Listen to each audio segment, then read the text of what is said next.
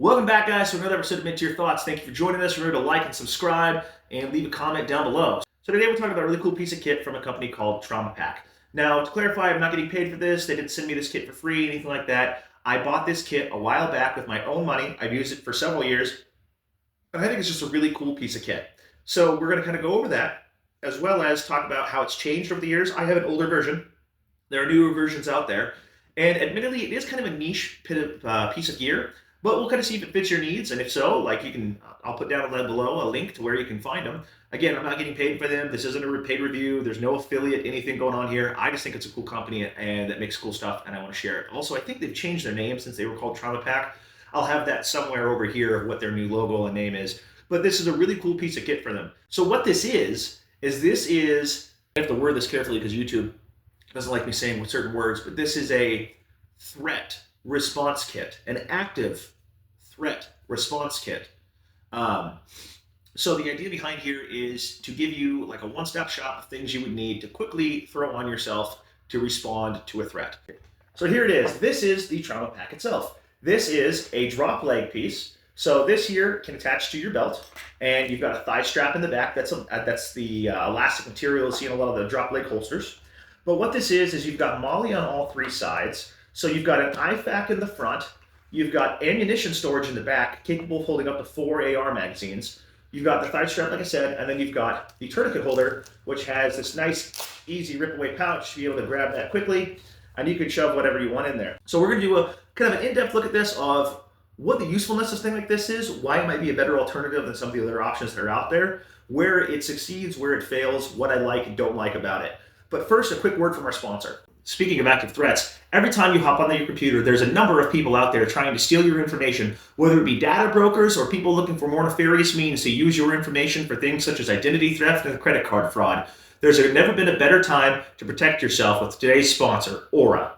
Aura keeps you safe online by doing all the hard work for you. They identify data brokers who are selling your information and submit opt-out requests on your behalf. Well, you could, in theory, opt out of these data brokers yourself. Every one of them has a different policy and way of operating, which is why Aura is so nice, since they step in and handle all of that for you behind the scenes. No headache, no problems.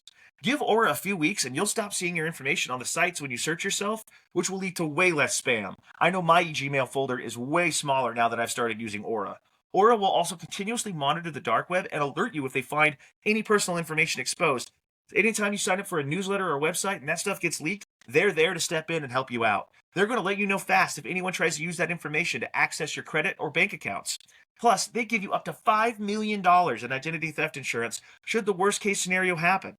The Aura app also has a VPN with over 100 virtual locations. Does your VPN do that? You can go to the link in the description or type aura.com/midtierthoughts to try 14 days for free. That'll be enough time for Aura to find out if any of your personal data is exposed and let you know. Stop leaving yourself vulnerable to data breaches and brokers. Go to my sponsor, aura.com/midtierthoughts, get a 14-day free day trial, and see if any of your data has been exposed. Link in description. See below. So the idea behind this was a way to plus up whatever kit you already have. So the theory here is whether you're in a professional capacity, a first responder, law enforcement, security, anything of that nature, whether you're just a passerby or you just keep something like this in your vehicle, should an incident arise, whether it be medical or whether it be an active threat scenario, you have the capability in one small package to be able to respond to that threat. So they make these in several different varieties when it comes to the IFAK. So the IFAK you can get, I believe, in 3 or 4 different varieties with this. And you can choose basically the level of threat or the level of care that you want to be able to provide. So the one I have is set up as an active threat response. So with that, it's mainly focused on stopping the bleeding. I don't have burn cream or things like this. It's not a full-fledged IFAK like you get issued in the military or in other places, but it is mainly centered around like more or less a stop the bleed kit. So obviously on one side here, we have a tourniquet, just a cat tourniquet on the side. Or probably, if you're not familiar with those, I highly recommend you do get familiar with those. But most of us watching this channel probably are. So if we open mine up, we've got the high-fin chest seal, trauma shears. We've got a roll of duct tape inside one of these pockets here. If I can get it out real quick. 2 sets of nitrile gloves, emergency rescue blanket, Israeli bandage. We also have quick clot gauze. We have our compressor gauze, Most of this stuff is from North American Rescue that's inside here as well. And then we also have SWAT T tourniquet. So this one's just a simple stop the bleed kit. It's nothing super crazy, but you also get this cool little card in here. But we've got an acronym here, which is SAVE. So S is for stop the bleed, A, open the airway, V, vent the chest seal, and E, prevent exposure, as well as diagrams on how to remember how to do this. Then on the back side, we have a quick reminder for if you are in an active threat scenario to run, hide, fight, and to make sure that you communicate with 911 and to take action. Now, I know when you see something like this, you kind of think, well, no shit, that's kind of what you do, right? But if you're not someone who trains to a certain amount of level of inducing stress, or you're not used to that kind of level of stress, and you think that like out of nowhere, you're just gonna rise to the occasion, something like this could actually turn out to be really helpful, because a lot of people do kind of panic and go to the black, and just having something simple to kind of like calm down, breathe, and see this, and remember what to do can just be enough to jumpstart that instinctual part of your brain for survival that might not be kicking on earlier. You'd be surprised how many people lack a complete sense of self-preservation. Even those who think that they're prepared, even those who train, when things go south, you would be surprised how many people just immediately go into the black. I'm going to pack all this in real quick off of camera, and then I'll show you how it works with the magazines and what kind of magazines you can get away with running in here.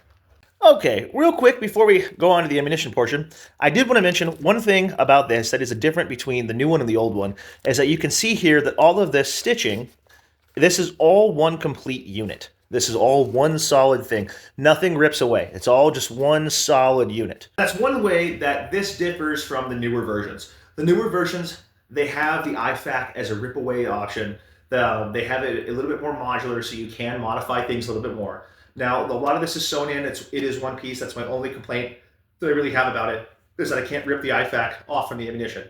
However, one thing you can do is there are Velcro straps back here behind the thigh piece that you can, if you want to run this as just an IFAK and not carry the ammunition, you can basically use it to kind of tighten down this space in between the magazines, and you can take the space here between my hands, cinch it up, making it not only lighter, but less movement rolling around. Whenever you're running this with just an IFAK, you don't have to worry about this empty space feeling weird.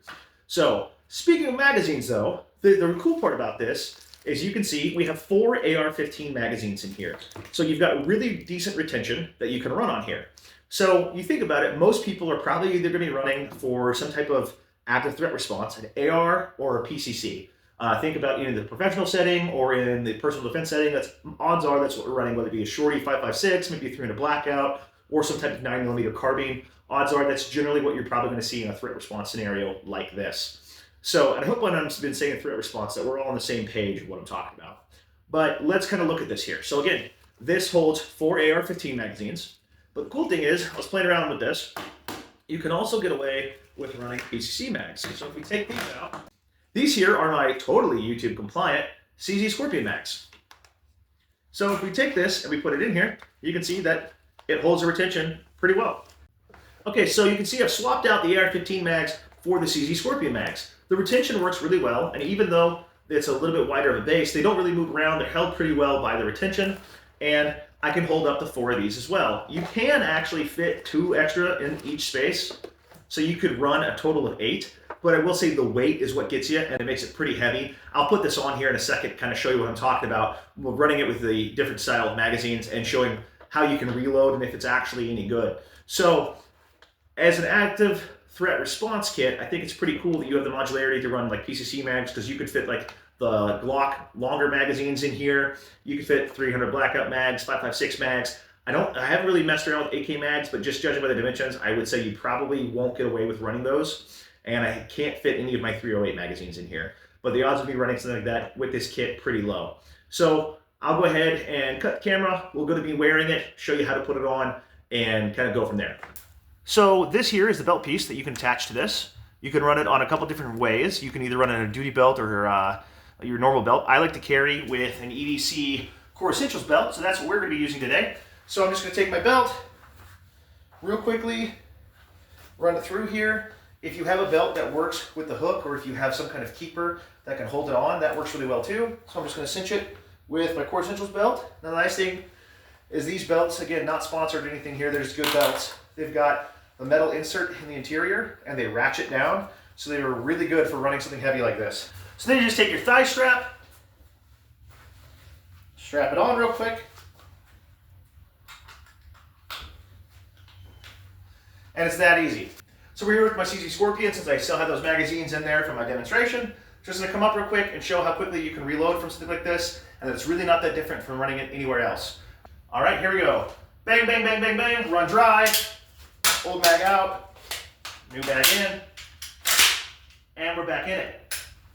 Not that hard, not any slower, maybe a tick slower than what I would normally do, but really ultimately you can get this done, right? So it's not that hard, it's not a weird necessarily placement. If you're running it in a condition with a belt, you might have to reach down a little lower and grab something, but in theory, if you're running with a belt, you probably already have stuff with you. Again, the idea behind this is kind of something when you don't have anything, right? When you're not in your normal position with a belt or having all of that with you. For example, if you leave this in the car, when you're going out and about in town, you probably don't have your battle belt with you all the time, but you can throw this in the center console, throw it on your seat, throw it in the back and with like a tote or something, and have it with you. I'm gonna switch to the AR mags real quick, do an AR reload, and show you that it's just as effective with that too. Be right back. Okay guys, so we're back with the AR, so I kept the bolt open, so that way I can simulate doing the reload real quick. So with this, we're doing it the exact same way as before, just with the bolt already open. So we're gonna come up, bad guy, bad guy, bad guy, bad guy, we're dry, drop the old mag, grab a new one, insert, close the bolt, and we're back in it. So it's not really any slower than running any other configuration. It might take you a little bit of training if you're not used to getting down that much further, but ultimately it's a quick, easy way to plus up a kit or to have kit when you don't already have it. So for me, this kind of rides around in the tote in one of my vehicles. I have an emergency tote. This kind of rides around there with me. Whenever I travel outside of town, outside of just going to the store, outside of the general area, I generally do have an AR pistol with me or a rifle if the state I'm going to or the place I'm going to allows a rifle over an AR pistol. So I do have some type of rifle with me. With that, I'll generally change this out too, to where like if for some instance I bring a shotgun, I have either my shotgun cards or boxes of shotgun ammo that will replace the magazines. If we're running a PCC, I'll swap it out for PCC mags. The IFAC only gets swapped out whenever things expire, at which point they become training items. So with that guys, again, this is a really cool piece of kit in my opinion. I think it's a really good way to where, like, for example, if you were to roll up on a scene or a scenario that you're responding to and this is all you have, you know, like for example, just like me driving around, going on a trip, if I have this and this with me, I'm good, I'm set. You could even run just your pistol magazines and have this as an addition to your EDC, or even just simply have this in your vehicle to have extra things when you need it. You could add a radio pouch onto here if you wanted to. You could add a pouch for water on here if you wanted to. Might get a little heavy, but you could do it. You could swap out some of these magazines for other items. 2 magazines, maybe a radio, and some other accoutrement in there, maybe a multi-tool, something like that. Ultimately, I think it's a really cool piece of kit. Just kind of want to give you my thoughts about it. If you are interested in picking something up like this, I'll have the link down below. Again, I don't make any money off of it. I just think they're a cool company. And check them out, see if you like it as much as I do. And we will catch you guys on the next one.